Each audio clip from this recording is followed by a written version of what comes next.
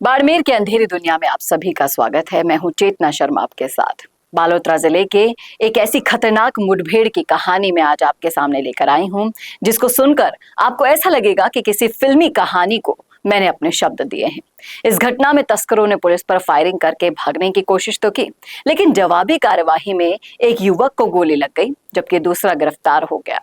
और मुठभेड़ के बाद पुलिस ने 2.5 क्विंटल डोडा पोस्त से भरी एक ब्रीजा कार को जब्त किया था। सिवाना डीएसपी नीरज शर्मा के नेतृत्व में डीसीआरबी, डीएसटी और थाना पुलिस की संयुक्त टीम ने एक मुखबिर की सूचना पर कार्यवाही की। डोडा पोस्ट से भरी ब्रीजा कार सिवाना की ओर आ रही है, ऐसी उन्हें सूचना मिली। टीम ने हिंगलाज मंदिर क्षेत्र में पूरी नाकेबंदी की। जैसे ही संदिग्ध वाहन नाकेबंदी के पास पहुंचा, उसमें सवार युवकों ने बैरिकेडिंग तोड़ दी और भागने का प्रयास किया। पुलिस की टीम ने भी करीब 10 किलोमीटर तक पीछा किया, लेकिन पहाड़ी रास्तों पर पहुंचने के बाद तस्करों ने कार को अंदर की ओर मोड़ा और जब रास्ता खत्म हो गया तो दोनों युवक वाहन छोड़कर भागने लगे। इस दौरान तस्करों ने पुलिस टीम पर फायरिंग भी की। जवाबी कार्यवाही में एक युवक रमेश पुत्र पनाराम निवासी जैसार चौहटन के गोली लग गई और वो गिर पड़ा। उसे तत्काल प्राथमिक उपचार के बाद जोधपुर के एमडीएम अस्पताल रेफर किया गया और दूसरे युवक की पहचान खीरताराम निवासी बायतू पंजी के रूप में हुई, जिसे मौके से गिरफ्तार कर लिया गया था। दोनों युवकों के पास नशा तस्करी का कोई पुराना आपराधिक रिकॉर्ड नहीं मिला, जिससे पुलिस मान रही है कि ये नया तस्करी का मॉडल आया है, जिसमें बड़े तस्कर क्या कर रहे हैं, भोले भाले या बेरोजगार युवकों को लालच देकर इस्तेमाल कर रहे हैं और अपने जाल में फंसा रहे हैं। जब कार जब्त हुई तो पुलिस को करीब 2.5 क्विंटल डोडा पोस्त मिला, जिसे काले प्लास्टिक के कट्टों में भरकर छुपाया गया था। इसे मौके से जब्त भी कर लिया गया और पुलिस की जो एफएसएल और एमओबी टीम थी, उन्होंने सबूत भी इकट्ठा किए। लेकिन इस पूरी कार्यवाही के बाद आपको बता दें कि जैसे ही घटना की जानकारी मिली, बालोतरा एसपी ने घटनास्थल का जायजा लिया और पूरे मामले की जांच तेजी से भी की जा रही थी।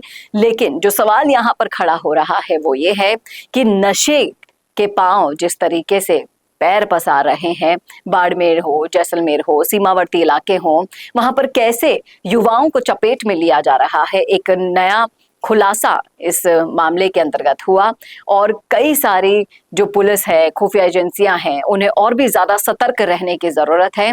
तकनीकी रूप से सक्षम होने की अब आवश्यकता भी है, क्योंकि ये जो तस्कर है ना, वो आपको किसी भी तरीके से चकमा दे सकते हैं।